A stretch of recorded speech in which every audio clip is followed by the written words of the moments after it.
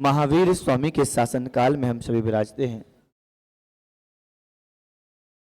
आचार्य गुरुवर विशुद्ध सागर जी महामुनिराज के मंगल आशीर्वाद से हमारी है अशुभ से शुभ की यात्रा, शुभ उपयोग की यात्रा, और हम यहां पर नवदा भक्ति की चर्चा कर रहे हैं। इसकी आवाज आ रही ना? अच्छे से आ रही? तो ठीक है। नवदा भक्ति, आचार्य भगवान महर्षि वासुपूज्य स्वामी ने हमें नवदा भक्ति के बारे में कहा। इसमें पड़गाहन, उच्चासन, पाद पूजन और अष्टद्रव्य से पूजन, प्रणाम और मन शुद्धि, वचन शुद्धि, काय शुद्धि और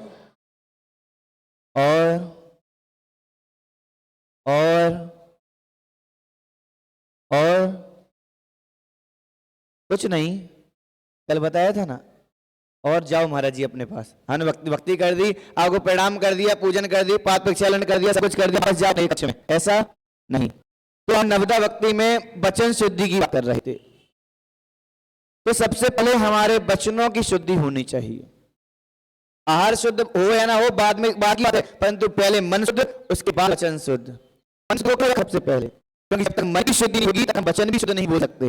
वरना ऐसे कर लेते, आहार शुद्ध है, काय शुद्ध है, वचन शुद्धि, फिर उसके बाद मन शुद्धि। नहीं, पहले मन की शुद्धि करो, पहले अंदर अंतरंग और बहिरंग दोनों मन की शुद्धि कर लो, उसके बाद अपने वचन को शुद्ध करो, उसके बाद फिर अपने काय को शुद्ध करो, तब कहीं जाकर के आहार जल शुद्ध आहार करा सकते हो। तो वचन शुद्धि में हमें अपने वचनों पर कंट्रोल रखना चाहिए कि हमें कब, किस प्रकार, कैसे, किससे कैसे वचन बोलने चाहिए। हमने लिया मुंह और पटक दिया, लिया और पटक दिया, अब किससे क्या बोल रहे हैं, कैसे बोल रहे हैं, किससे उसका फर्क क्या पड़ रहा है, इससे हमें किसी को कुछ मतलब नहीं। हमारा काम है बोलना, उसका क्या प्रभाव पड़ता है उससे हमें मतलब नहीं। आगम हम अगर बोले भी तो इतने सोच समझ के बोले, इतना विचार करके बोले, इतनी विवेक के साथ बोले, जिससे हमारी जो बोलने की शैली है, जो हमसे जो सुने वो हमारे बारे में हमारी तारीफ करे। आपके वचन अगर सही नहीं है तो आपके यहां कोई मेहमान भी नहीं आएंगे। अगर आपके वचन सही नहीं है तो आपका कोई मित्र भी नहीं बनेगा। अगर आपकी बोली सही नहीं है तो कोई आपसे बात करना भी पसंद नहीं करेगा। तो हमें यहां वचन शुद्धि की बात करते हैं। जो शब्द हम क्रोध में आकर बोलते हैं, जो शब्द हम अहंकार में बोलते हैं, वही शब्द हम बिल्कुल मृदु भाषा में भी बोल सकते हैं, बिल्कुल नॉर्मल बिहेवियर में बोल सकते हैं, परंतु अपने मन को शांत करना पड़ेगा। वचन शुद्धि सबसे पहले अगर हम अपनी करेंगे, उसके बाद हम चौके में बोलेंगे। तो वचन शुद्धि, और वचन शुद्धि का आपके पास कल अवसर है, कल आपके वचनों की परीक्षा है।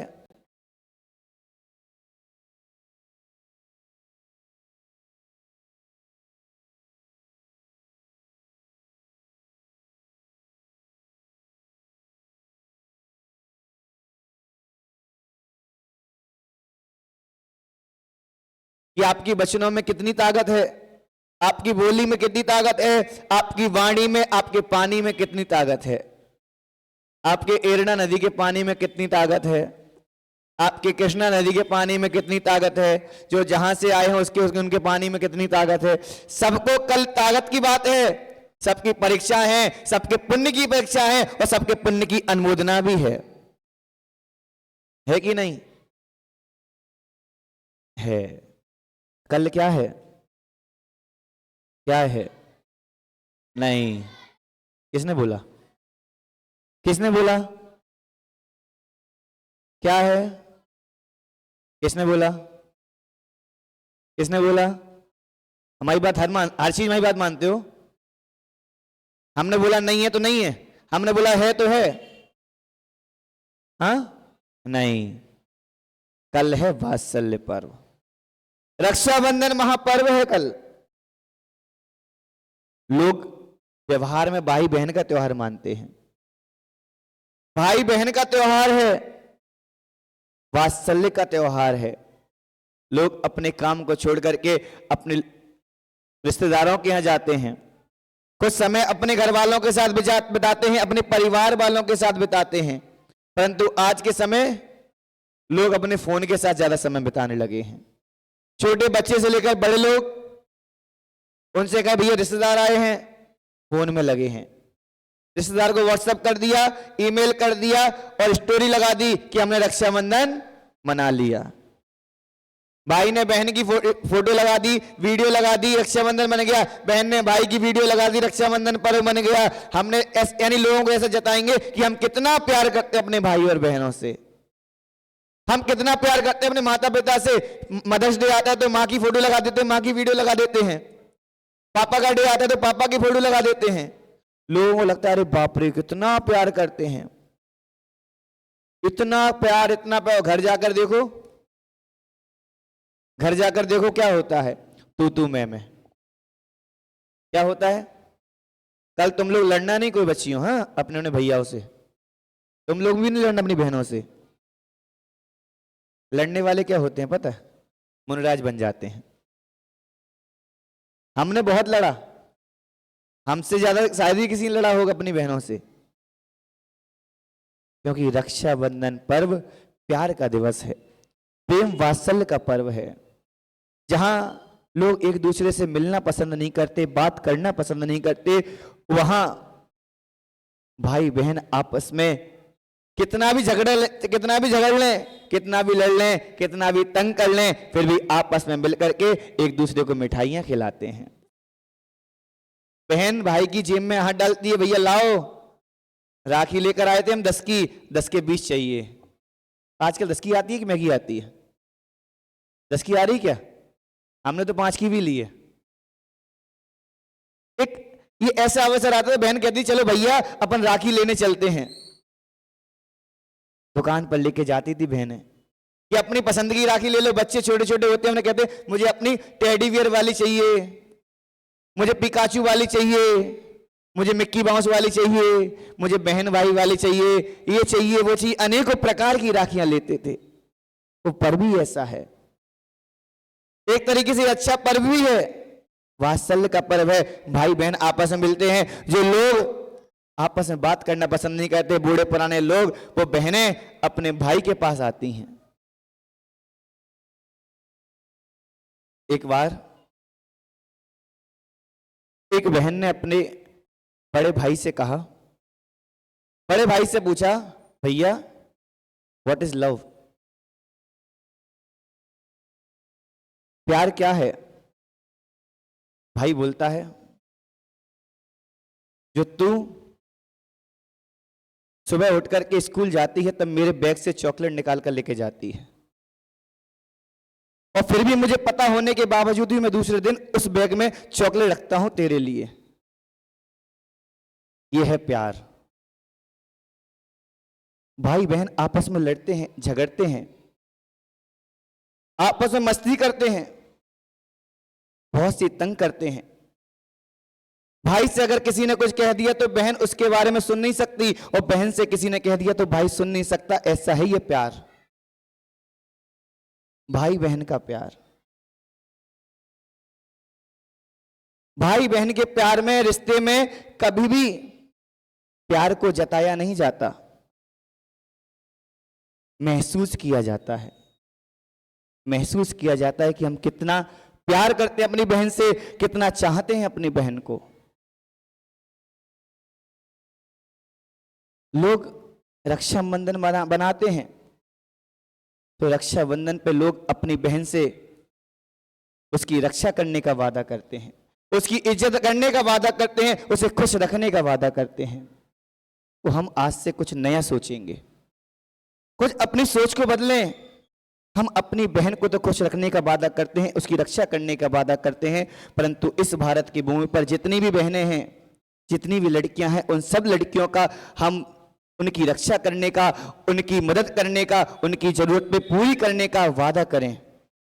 ऐसा कार्य करें तो ही हमारे वात्सल्य पर्व रक्षाबंधन पर्व है, वरना अपनी बहन बहन, दूसरों की बहन बहन नहीं। जैसे आपकी बहन है, वैसे हर लड़की किसी ना किसी की बहन है, किसी ना किसी की बेटी है। इसलिए वात्सल्य पर्व मनाओ तो सबको वात्सल्य के साथ मनाना चाहिए। तो भाई कहता है ये होता है प्यार। जब तुम चॉकलेट चुरा कर लेके जाती हो तो मैं देख लेता हूं, परंतु मैं बोलता नहीं हूं। आपके साथ भी होता होगा। जब आप भी छोटे थे, बच्चे छोटे हैं, तो घर से कुछ ना कुछ लेकर चले जाते हैं। उसका बड़ा भाई देख ले, बड़ी बहन देख ले, तो कभी डांटते फटकारते नहीं है। वात्सल्य का पर्व। इसलिए जितने भी गिले सिकवे हैं उन सबको भूल करके हमें अपने वचनों को संभालना है। वचन शुद्धि की बात कर रहे हैं। मैंने कहा ना, कल आपके वचनों को देखा जाएगा, लेकिन आपने दृष्टि कहीं और ले जाकर खड़ी कर दी। हम तो रक्षाबंधन की बात कर रहे थे, आपने दृष्टि कहीं और जाकर खड़ी कर दी कि वचनों से कहां देखा जाएगा, कि महाराज जी अपने वचनों से हम पड़घान करेंगे। उसमें ही भक्ति चाहिए, क्योंकि हमारी बोली से हमारी भक्ति का प्रमाण पता चलता है कि हमारी बोली कैसी है, हम किस प्रकार गुरुओं को पड़घान कर रहे हैं, हम किस प्रकार किससे कैसी चर्चा कर रहे हैं। तभी हम वात्सल्य पर्व मना सकते हैं। लोग सुबह सुबह से आएंगे कल, महाराज जी हैप्पी रक्षाबंधन, राखी बंधवा लो, पीछे में राखी बंधवा लो, ये करवा लो। अनेकों लोग आने वाले हैं, हर साल आते हैं और चले जाते हैं। और ये पर्व तो हर साल आता है। हम तो कहते हैं कि आप जैसे एक दिन का ये पर्व बनाते हो, वैसे 365 दिन ऐसे लगातार पर्व बनाओ, तो कभी भी आपके घर में झगड़ा नहीं होगा, कभी भी गिले शिकवे नहीं होंगे, कभी भी कोई आपसे गलत सोचेगा नहीं, आपके बारे में आपस में कभी झगड़े नहीं करेगा।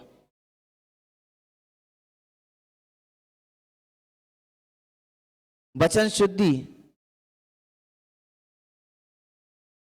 किसी से किसी को अगर अपेक्षा है, किसी से किसी की अगर इच्छा है, अगर उसकी इच्छा की पूर्ति कर देते हैं तो व्यक्ति उसके लिए अच्छा हो जाता है। आचार्य भगवान ने सूत्र दिया है, किम सुंदरम किम असुंदरम। क्या सुंदर है, क्या असुंदर है, क्या अच्छा है, क्या बुरा है, कहां सुख है, कहां दुख है, कहां सुख है, कहां दुख है। किम सुंदरम किम असुंदरम। क्या अच्छा है माताओं और क्या बुरा है। जो वस्तु, जो व्यक्ति, जो चीज हमारे उपयोग में, हमारे काम में आ जाती है, जो हमारे लिए वह अच्छी हो जाती है, वह उस चीज से हमें सुख प्राप्त हो जाता है। जो वस्तु, जो चीज हमें बुरी लगने लगती है, वह हमारे लिए बुरा हो जाता है, वह हमारे लिए बिल्कुल क्रोध, घृणा करने लगते हैं उससे हम, वह हमारे लिए बेकार हो जाता है। तो यही हमें सीखना है, ना कोई अच्छा है ना कोई बुरा है। जब तक हमारा काम निकल रहा है तब तक सब अच्छे हैं, जब तक हमारा काम खत्म हुआ तो सब बुरे हैं। तो फिर महाराज जी ने बोला था ना, हम जीवन किसके लिए जी रहे, किसके लिए जी रहे। पीछे वाले माताओं, स्वयं के लिए। लेकिन सिर्फ बोलने के ही नहीं, बोलना नहीं, इसको अपने अंदर ग्रहण करना है। गुरुओं ने कहा है तो हमें विचार करना है कि हम स्वयं के लिए जीवन जी रहे हैं, पर के लिए जीवन जी रहे हैं। अभी आप घर पे जाओगे फिर पर के लिए लग जाओगे, सुबह से लेकर शाम तक पर के पीछे अपने जीवन को बर्बाद कर देते हो, अपने शरीर को बर्बाद कर देते हो, अपने रूप को बर्बाद कर देते हो, अपने समय को बर्बाद कर देते हो, मात्र पर के पीछे कि सामने वाला खुश रहे और हम खुश रहें, ये किसी को नहीं पता। और यहां पे कह रहे कि भैया स्वयं के लिए जीवन जी रहे। क्या सच में अपन स्वयं के लिए जीवन जी रहे? स्वयं के लिए जीवन अगर कोई जी रहा है तो साक्षात मुनिराज हैं, जो अपने लिए स्वयं के लिए जीवन जी रहे हैं, जो आत्म कल्याण के लिए जीवन जी रहे हैं, और आत्म कल्याण के लिए, पर कल्याण के लिए भी जीवन जी रहे हैं। पर कल्याण तो व्यवहारिक है, क्योंकि पर कल्याण नहीं करेंगे पंचम काल में तो आप कल से आहार कराने वाले नहीं हो हमारे। इसी पर कल्याण भी करना पड़ेगा। अगर हम स्वयं कल्याण में लग गए, अपने ध्यान में बैठ गए, मग्न हो गए, आपको उपदेश नहीं दिया, प्रवचन दिया, अपने बच्चों को नहीं खिलाया, अपनी वाणी को नहीं सुनाया, तो आप कल से चौका लगाना बंद कर दोगे। भैया महाराज जी आप आत्मरंजन करो, आप अपने बारे में सोचो, हमारे बारे में कौन सोचेगा। तभी तो भगवानों ने तीर्थंकरों की दिव्यध्वनि खिली, उन्होंने अनेकों प्रदेशों में विहार किया। इसीलिए विहार किया कि भैया जिन शासन चले, जिन धर्म की प्रभाव ना हो, लोगों को समझे कि किस प्रकार हमें अपने बच्चों को शुद्ध करना चाहिए। आपके मुनिराज आए, मुनिराज आए, आपने पड़गान किया मन शुद्धि का। अब करते हैं वचन शुद्धि की बात। कोई आपके यहां आहार देने आ गया या आपने किसी को वस्तु दी, आप जोर से बोलने लगे भैया शांत हो जाओ, वरना मराठी में बोलते हो, क्या बोलते? शांता ठेवा। शांत बस बैठना नहीं है, खड़ा रहना है, ऐसा ही तो है ना। शांता ठेवा, मांगे आप, पुड़े आप, बागुन चला, यानी क्या कौन कौन शब्द बोलते हैं मराठी में। धीमे धीमे हम तो आहार करते करते अपने यही आनंद लेते हैं कि भैया क्या से क्या शब्द बोलने लगे। उत्तर में कुछ बोलते हैं और दक्षिण में कुछ बोलते हैं, आनंद आता है। कोई कहता है बागुन चला, बागुन का मतलब क्या होता? बाजू चला, साइड लावा। ये सोलापुर में बोलते थे बागुन चला, सोलापुर में बोलते थे बागुन चला, और यहां बोलते भैया साइड चला, साइड दिया। शांत ठेवा, मांगे आप, पुड़े आ। ये बोलने में भी प्रेम होना चाहिए। आपने जोर से बोल दिया, कड़क भाषा में बोल दिया, सामने वाले को गुस्सा आ गया, उनका पकड़ो अपनी थाली हम जा रहे, क्या होगा? परिणाम खराब। आपके तो परिणाम खराब होने ही है, साधु के भी परिणाम खराब होंगे अगर उन्होंने देख लिया तो। उनको सुनाई दे गया तो भैया इसकी मन की शुद्धि नहीं है। जब अगर आप अरे अंदर क्रोध कसाए बैठी है तो उस समय आहार देने आओ ही नहीं, पीछे खड़े रहो, थोड़ी देर के लिए पीछे खड़े रहो, अपने मन को शांत करो, फिर उसके बाद आगे आओ। नहीं तो ये आगे आ गए और भैया लड़के आए हो, झगड़ के भी आगे आ रहे, भैया तू हट, ये हट, भागो, हटा हट हट हट हट करके साइड से कर करते और आप आगे पहुंच गए। परिणाम पीछे वाले के संकले से हो रहे हैं, साइड वाले के संकले से हो रहे हैं और हमें प्रसन्नता हो रही है। तो ये आपकी वचन शुद्धि नहीं है, ना ही मन शुद्धि है। हमारे अगर मन और वचन शुद्धि करना है तो सबके प्रति एक समान व्यवहार रखना चाहिए, एक समान बोलना चाहिए, तो ही आप चौके में व्यवहार कुशल और आहार कुशल श्रावक बन सकते हो, वरना नहीं बन सकते। तो ये ऐसा भी नहीं करना भैया मेरा चौका है तुम भाग जाओ, मेरा घर का है तुम भाग जाओ, तुम भाग जाओ, तुम भाग जाओ, ऐसा नहीं करना। क्योंकि हमारा सौभाग्य है कि लोग हमारे यहां आहार देने आ रहे हैं। कल इतने सारे लोग पड़गान करेंगे। 700 मुनिराजों का उपसर्ग दूर हुआ था, तो कल बहुत सारे चौके लगेंगे और बहुत सारे चौके भी लग रहे हैं, उसमें खाली चौके भी जाएंगे, भरे भी जाएंगे। क्योंकि महाराज जी 4 चौके, चौके कितने? बहुत हैं, गिनती तो हमें भी नहीं पता। दादा साहब बता रहे थे महाराज जी ऐसा है, हमें ठीक है भैया, हमें क्या करना, हमें तो मुद्रा लेकर जाना है, जहां विधि मिलेगी कल हम विधि लेंगे भैया, कल बगैर विधि के नहीं होंगे।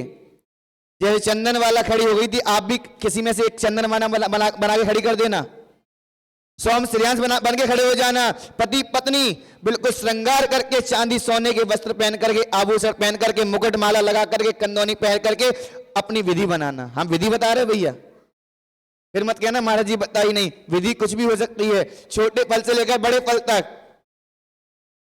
सोलापुर में चातुर्मास किया हमने, सबसे पहले पंढरपुर में थे, पिछली अपना जन्मदिन मनाया था पंढरपुर में, लोगों ने बनाया था। तो भैया 3 महाराज जी, चौका लगे 15। अब जाए कहाँ? हम छोटे सबसे, दोनों महाराज पड़क गया, भैया हमारी बारी, हम कहाँ जाएं? हमने छोड़ो, अब धारणा ले लो, जो होगा देखा जाएगा, क्योंकि सब आपस के लोग हैं। उनके यहाँ जाते तो ये नाराज हो जाते, इनके जाते तो ये नाराज हो जाते। सबसे ज्यादा विटंबना तो हम लोगों के ऊपर आती है। आप लोगों से व्यवहार तो बना लिया कि भैया व्यवहार बना लिया आप लोगों से, अब भैया उनके यहाँ नहीं जाओ तो इनका मुंह फूल गया, और उनके यहाँ नहीं जाओ तो इनकी नाक लाल हो गई। अब वे क्या करें? इसलिए व्यवहार अपने अपने तक रखना कल, वरना कभी महाराज जी हम तो रोज आहार देने आते हैं, हम तो हमारे यहाँ चौका लगा है, हम तो आपके यहाँ भैया वृत्ति करने आते हैं, हम आपके यहाँ सेवा करते हैं, आहार कराते हैं, सब कुछ करते हैं, वरना महाराज जी नहीं आए। ऐसा नहीं। हम अपने पुण्य को, और हमने अगर खाली भी चौका जाता है कोई दिक्कत नहीं। सिद्ध सागर जी महाराज ने बोला था ना, जिसका खाली चौका जाए वह आपस में मिठाइयां खिलाना, एक दूसरे घर पर जाकर भोजन करना, और गुरु जहां पहुंचे वहां पर जाकर के शुद्ध आहार देना, यही है वात्सल्य पर्व। वरना भैया इनके यहाँ चले गए, अरे इनकी भावकी में चले गए, लड़ना बैठ गए, उनकी भावकी में चले गए, लड़ने बैठ गए। अरे भैया काय के लड़ने का? लड़ाई झगड़ा नहीं करना, मन में विचार करना कि अगर हमारे यहाँ खाली भी जाएगा तो भी हमें जितने मुनिराज इस भारत भूमि पे हैं, सारे मुनिराजों के आहार कराने का सौभाग्य और पुण्य प्राप्त होगा। ऐसा हमें भावना भाव अपने घर वालों से बोल देना, जो गरम दिमाग के हो ना, पहले उनको भर के रखना, भैया आज मेरा चौका खाली जाएगा, पहले ही बोल के ना खाली जाएगा खाली जाएगा खाली जाएगा। वो कहीं भर के आ गया तो, अगर खाली भी चला गया कोई टेंशन नहीं, हो भर गया तो अच्छी बात है, इसलिए पुण्य की अनुभूत ना। हम तो कह रहे हैं जितने भी चौके लगे सारे घरों में मुनिराजों के आहार हों, इतने रिद्धि ऐसी रिद्धि प्रकट हो जाए, सारे मुनिराज रिद्धिधारी आए और सारे घरों में आहार हो जाए और सारे घर के चौके भर जाएं। 4 नहीं 400 मुनिराज आ जाएं। भारत में जितने भी 1700-1800 मुनिराज मुनि भगवान थे, सब नांदेड़ में आकर के हर घर में 2-2 3-3 4-4 मुनिराज जाएं। आप लोग चाहते हैं कि नहीं? तो आज एक आसन में रात में सोना नहीं है, सिद्धि प्राप्त करना, रात भर मंत्र साधना करना, जैसे 4 रिद्धि मुनिराज कोई हो तो आ जाएंगे, आपके यहाँ आहार हो जाएंगे, नहीं तो हम लोग तो आ ही जाएंगे। विधि लेना और विधि मिलवाना, ऐसा नहीं कि भैया आप एक नारियल लेके आ गए वही ठीक है, नहीं, विधि भी मिलानी पड़ती है। पंढरपुर में से 15-15 चौके, भैया क्या करें, हमने विधि ले ली भैया, एक चावल सीधा खड़ा होगा तो हम पड़गान करेंगे, वरना नहीं करेंगे। एक इलायची, एक बार सोलापुर में पड़गान हुआ, भैया महाराज जी आपकी विधि क्या रहती है बता तो दो। हमने कि 1 से लेकर 108 फल लेके आना। एक भैया लेके आ गए ठेला भर के केला, ठेले भर के केला लेके आ गए, और एक माल आई ड्राई फ्रूट, 108 की थाली लगा कर, 108 काजू, 108 बादाम, 108 किशमिश, ऐसे तो हम विधि बता रहे, वरना फत क्या ना भैया महाराज जी ने बताया नहीं, लेकिन इनमें से विधि कोई होगी नहीं हमारी, क्योंकि भैया हम खेले हुए खिलाड़ी हैं और आपकी भक्ति और आपके पुण्य की परीक्षा है। ऐसा नहीं है आपका पुण्य होगा तो आपके एक बार में विधि मिल जाएगी, और नहीं होगा तो आप खड़े रहो 4 बार भी, फिर भी नहीं मिलने वाली। उदास नहीं होना, क्या बोला कि सब लोग सबके यहां आहार हो, यही भावना भाना। तो जो भी विधि हो, जैसी भी विधि हो, आप विधि मिलाने की कोशिश करना, हमेशा द्रव्य को चेंज करना, इधर करना, और जिनके यहां आहार हो, जिनके यहां भक्ति से पड़गान हो जाए, उनके यहां आकर के सभी लोग मिठाइयां खाना, अगर नहीं खिलाए तो किचन में घुस जाना, नहीं खिलाए तो रसोई घर में घुस जाना, भैया मुझे प्रसाद दो, आपके यहाँ आज मुनिराज के आहार हुए हैं। और जिनके यहाँ आहार हो, बैंड बाजों के साथ, ढोल ताशे के साथ, बिल्कुल भक्ति भाव से मुनिराज को घर तक छोड़ने आना और अपने घर पे महोत्सव बनाना कि भैया आज 700 मुनिराज का उपसर्ग दूर हुआ था, वात्सल पर्व के दिन हमारे यहाँ मुनि भगवंत के आहार हुए हैं। हर रोज तो सबके यहाँ होते हैं, परंतु वात्सल पर्व के दिन एक विशेष आयोजन होता है।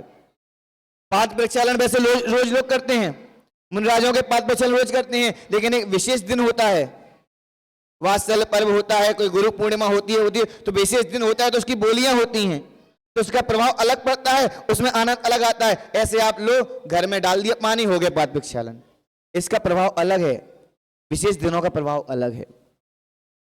इसलिए हमें अपने बच्चों को संभाल कर रखना है, धक्का मुक्की नहीं करना, वरना आप लड़ने लगो कि भैया तुम आगे जाओ, तुम पीछे जाओ, तू आगे जा, मैंने चोटी खींचने लगो आपस में, लेडीजों की लड़ाई हमने देखी एक बार, अरे बाप रे, जेंट्स लोग क्या लड़ते होंगे, लड़के लोग क्या लड़ते होंगे, जो लेडीज लड़ती हैं आपस में, चोटी पकड़ के बाल ही बाहर नहीं आ जाए। हम एक बार दुकान पे बैठे, हमारी दुकान के सामने 2 कस्टमर थे, दोनों कस्टमर की आपस में लड़ाई, पहले तो हाथापाई हुई ऐसे वैसे, जब नहीं चली उनने दवाई साड़ी का पल्लू पीछे यहाँ पे, अब उसे अब बताओ ये क्या करना है, अब उनने बांधी है, अब आ जाओ, और इसने एक चोटी खींचनी, उसने 2 चोटी खींची, विवाद बढ़ गया। क्या होगा इससे बताओ? कुछ नहीं होगा, हमारी कसाय भड़कती है। इसलिए अगर हमें कसाय को नहीं भड़काना है तो अपने अपने बालों को बांध कर आना। इससे 2 फायदे, अगर लड़ाई झगड़ा होगा तो कोई बाल नहीं खींचेगा, और अगर मुनिराज के आहार हो गए तो अंतराय नहीं होगा। हंसी मजाक नहीं कर रहे, ये आपको हंसी हंसी में आपको ज्ञान दे रहे हैं, हंसी हंसी में आपको व्यवहार सिखा रहे हैं, हंसी हंसी में आहार कुशल श्रावक होना सिखा रहे हैं। कभी भी बाल खोल करके मुनिराजों के पास मत जाया करो, जब भी मुनिराज के पास जाओ तो सर को ढककर आ जाया करो। आप लोग सर धोकर आते हो, मुनिराज के पास आ गए या भगवान के मंदिर में आ गए, तो जब भी आओ माँ बहनों तो चुन्नी को सिर पर लगाकर आया करो। इससे हमारी संस्कृति है, हमारी पहचान होगी कि हम अच्छे घर के बच्चे हैं। हमारे घर के माता पिता ने संस्कार अच्छे दिए हैं, हमारे घर के लोगों ने संस्कार अच्छे दिए हैं, वरना मुनिराज आए, आपने साड़ी पहनी, भैया बाल खराब हो जाएंगे, हेयर स्टाइल बिगड़ जाएगी, मैं हेयर डाई लगा कर आई हूं, ये लगा कर आई हूं, भैया ये करके आई हूं, आपने सिर ढांकना बंद कर दिया। परंपरा हो गई कि सिर ढांकना ही नहीं है चौके में। चौके में जब भी आहार दो, अपने सिर को यहां से लेकर वहां तक, अगर आपका पल्ला निकल जाता है तो आप चिमटी ले लो, क्या आता है, क्या क्या आता है आप लोगों का, पिन आती है, क्या क्या आता है, उसको बांध के अच्छे से करो, क्योंकि लेडीजों के बाल बहुत गिरते हैं, और ऐसे वैसे नहीं, इतने बड़े बड़े बाल। कभी कभी तो पूरा गिलास देखने के बाद ऐसा लगता है कि चटनी लगाते ना, चटनी के साथ बाल लगा के दे दिया हो।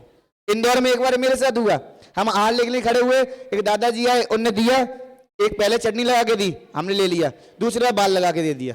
हमने बाल लगा के दिया कि घी लगा के, घी दिया तो घी में बाल लगा हुआ था।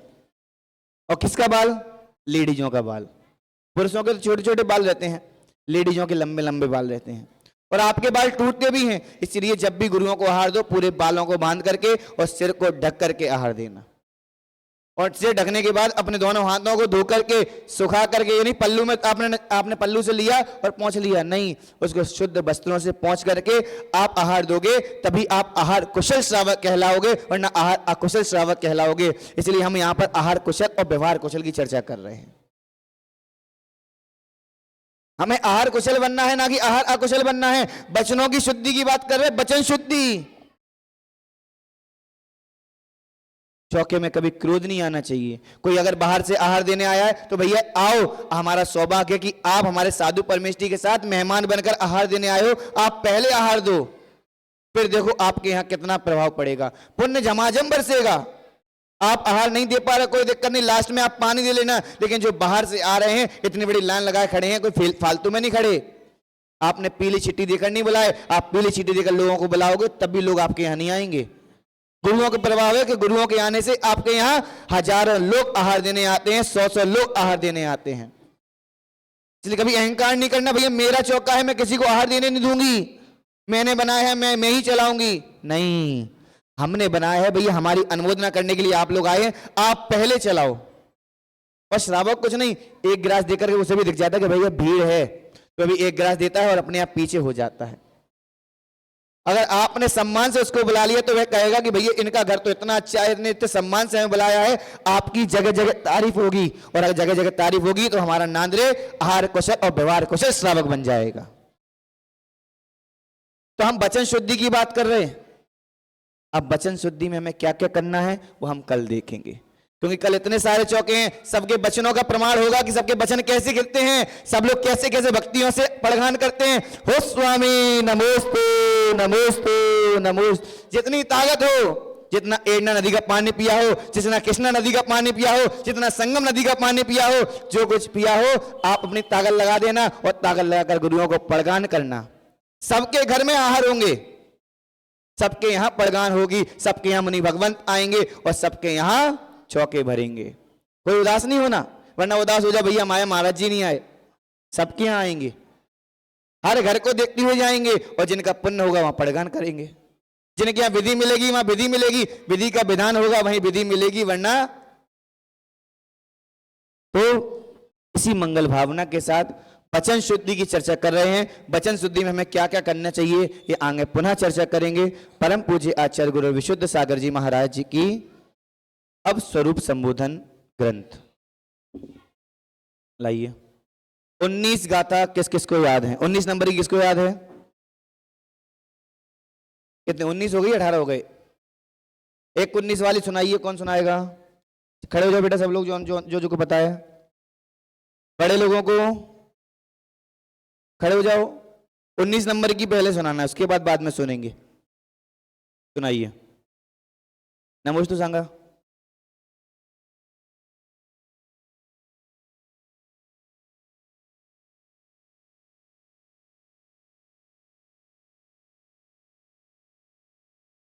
भवानस्मा।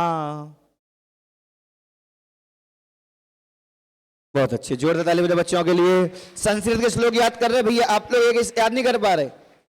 और कोई पीछे से 20 नंबर का निकाल लीजिए, उसके बाद अपन फिर से परीक्षा लेंगे। रक्षणा करें 20 नंबर का पढ़ेंगे अपन। स्वपरम चेति वस्तुत्व। सब लोग देखो भैया, जिनके पास पेज हो वो देख लो, नहीं आसपास में देख लो। स्वपरम चेति वस्तुत्वम, जोर से बोलना है, जोर से। जितना जोर से उच्चारण करोगे हमें हमारी अशुद्धि पता चलेगी, हम क्या अशुद्ध पढ़ रहे हैं। ठीक है, मन में मिनमिनाना नहीं, मच्छर की तरह जोर से बोलो। स्वपरम चेति वस्तुत्वम वस्तु रूपेण भावय उपेक्षा भावन उत्कर्ष पर्यंते से मापु नहीं। पढ़िए।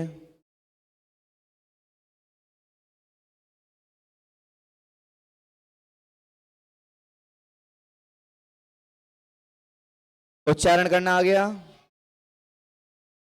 आ गया उच्चारण करना? किसे नहीं आया? कहाँ है पेज आपका? पढ़ो फिर से। स्वम परम चेति वस्तु त्वम। स्वम परम चेति वस्तुत्वम। देखो उसमें, देखो वस्तु रूपेण भावये, वस्तु रूपेण भावये। स्वपरम चेति वस्तुत्वम वस्तु रूपेण भावये उपेक्षा भावन उत्कर्ष पर्यंते शिव मापु नहीं।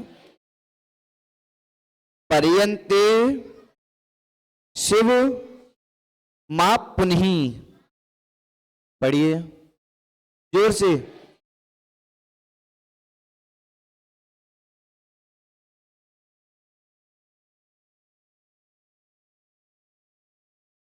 बहुत अच्छे। अब कौन याद करके आएगा कल? कल आओगे कि नहीं? वरना राखी बंधवाने लग जाओ, भैया के पैसे निकालने लग जाओ, गिफ्ट लेने लग जाओ, भैया हमें गिफ्ट दे दो, गिफ्ट दे दो, गिफ्ट दे दो। ठीक है? जिनका कोई भाई नहीं हो ना, जिनके पास भैया नहीं हो, मेरे पास आ जाना, हमारे पास आकर के आप राखी रखना और हमारा आशीर्वाद लेकर जाना, आपको भरपूर आशीर्वाद मिलेगा। टेंशन नहीं लेना, ये उदास नहीं होना कोई बहन कि भैया मेरा भाई नहीं है, ना ही माँ कोई उदास होना। अगर आपको नहीं, आपके पास 3-3 4-4 मुनिराज बैठेंगे और आपको 4-4 मुनिराजों के पास आकर के राखी रखना, कहना नमोस्तु नमोस्तु नमोस्तु और उनसे आशीर्वाद लेकर जाना। आपका रक्षाबंधन सार्थक हो जाएगा। उदास नहीं होना कभी भी कोई। तो 20 नंबर का आपको याद करके आना है। इसका अन्वयार्थ पढ़ते हैं अपन। देखिए उसमें त्वम, तू, त्वम, अपने आत्म तत्व को चा और पर वस्तु अन्य वस्तु को वस्तु रूपेण वस्तु स्वभाव से भावय भावना करे इति, इस प्रकार उपेक्षा भावनोत्कर्ष पर्यंत। उपेक्षा यानी राग द्वेष रहितपना, भाव की पूर्ण वृद्धि हो जाने पर शिवम मोक्ष को आप नहीं प्राप्त कर। अर्थ पढ़ेंगे सब लोग, देखो अर्थ। तू अपने आत्म तत्व को और अन्य वस्तु को वस्तु स्वभाव से भावना कर, इस प्रकार उपेक्षा यानी राग द्वेष रहितपना, भाव की पूर्ण वृद्धि हो जाने पर मोक्ष को प्राप्त कर। 20 नंबर 20 श्लोक हो गए हैं, आपको 20 याद करके आना है। जैसे ही 25 होंगे, 25 के बाद हम किसी से भी पूछ सकते हैं, चाहे बड़े हों या छोटे हों या कोई भी हो। ठीक है? 25 पूछने के बाद आपकी प्रश्नोत्तर रत्नमालिका की कक्षा चालू होगी। कौन सी? प्रश्नोत्तर रत्नमालिका, राजा अमोघ वर्षी द्वारा रचित, मुनिराज अमोघ वर्षी द्वारा रचित प्रश्नोत्तर रत्नमालिका, जो हमें बहुत सी चीजों के